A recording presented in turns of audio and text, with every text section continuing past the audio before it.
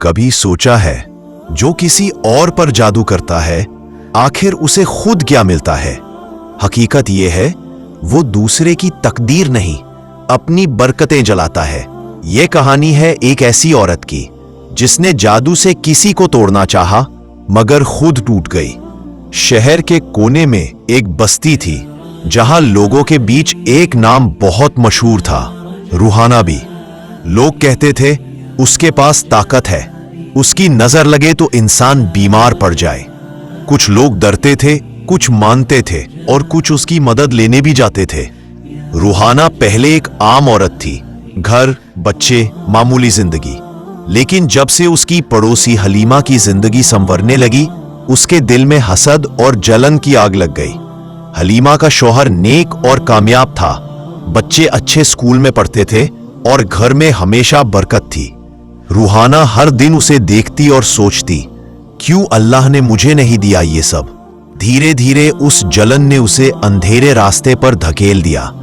एक दिन मोहल्ले की किसी औरत ने कहा, अगर तू सच में चाहती है कि उसका घर उजड़ जाए तो एक औरत है जो जादू से सब कुछ पलट सकती है। रूहाना पहले तो डरी, लेकिन फिर जलन ने उसके डर को हरा दिया। वो उस औरत के पास गई, एक बुजुर्ग औरत जो अंधेरे कमरे में अगरबत्तियों के धुएं में बैठी थी। दीवारों पर अजीब निशान थे और कमरे में एक सिहरन भरी ठंडक थी। उसने कहा, मुझे हलीमा की खुशियां चाहिए, उसके घर की बरकत खत्म कर दो। बुजुर्ग ने अजीब मुस्कान के साथ कहा, ठीक है, लेकिन याद रखो, जो किसी और की खुशियां छीनना चाहता है वो अपनी खुशियां कुर्बान करता है।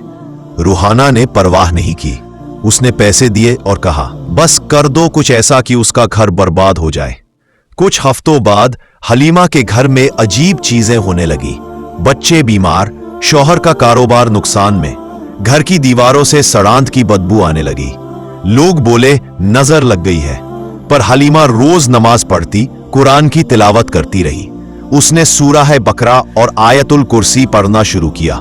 धीरे धीरे सब ठीक होने लगा, बरकत लौट आई और उसका घर फिर से रोशन हो गया। लेकिन अब मुसीबत रूहाना पर आने वाली थी। रातों को उसे अजीब आवाजें सुनाई देती, कभी खिड़की अपने आप खुल जाती, कभी कोई साया कमरे में घूमता नजर आता। आगे की स्टोरी सुनने से पहले जिसको भी इस नाम से प्यार है, एक लाइक और सब्सक्राइब जरूर करें। कमेंट में अल्लाहू अकबर जरूर लिखें। नजर आता, वो डर कर उठती तो उसके बच्चे चीखते, अम्मी कोई हमारे कमरों में खड़ा है। शुरुआत में उसने सोचा ये वहम है, लेकिन कुछ दिनों में उसकी तबीयत खराब रहने लगी। चेहरे पर काले धब्बे, नींद गायब और घर में लगातार झगड़े। एक दिन वो उसी बुजुर्ग औरत के पास भागी, कहा, मुझे बचा लो, मुझसे गलती हो गई। वो हंस पड़ी और बोली, अब याद आई गलती? तूने किसी और के घर की बरकत जलवाई थी, अब वही धुआं तेरे घर में भर गया है। जादू कभी खत्म नहीं होता, वो बस घूम कर लौट आता है। रूहाना डर के मारे रो पड़ी। उसने कहा, मैं तौबा करती हूं, मैं सब छोड़ दूंगी। वो सीधे मस्जिद गई, कुरान खोला और सजदे में गिर गई। आंखों से आंसू गिरते हुए उसने कहा, या अल्लाह, मैं अंधेरे रास्ते पर चली, तू मुझे माफ कर दे। मैं अब किसी इंसान को तकलीफ नहीं दूंगी। धीरे धीरे उसकी हालत सुधरने लगी। उसने तौबा की, लोगों से माफी मांगी और अपनी जिंदगी कुरान और नमाज में लगा दी। जो किसी और पर जादू करता है वो दूसरे की जिंदगी नहीं बदलता, वो अपनी तकदीर खुद मिटाता है।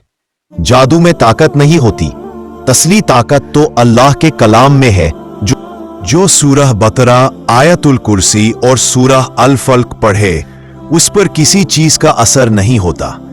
जो जलन और नफरत से जादू करता है वो भूल जाता है, अल्लाह जलन वालों के दिल में कभी सुकून नहीं देता।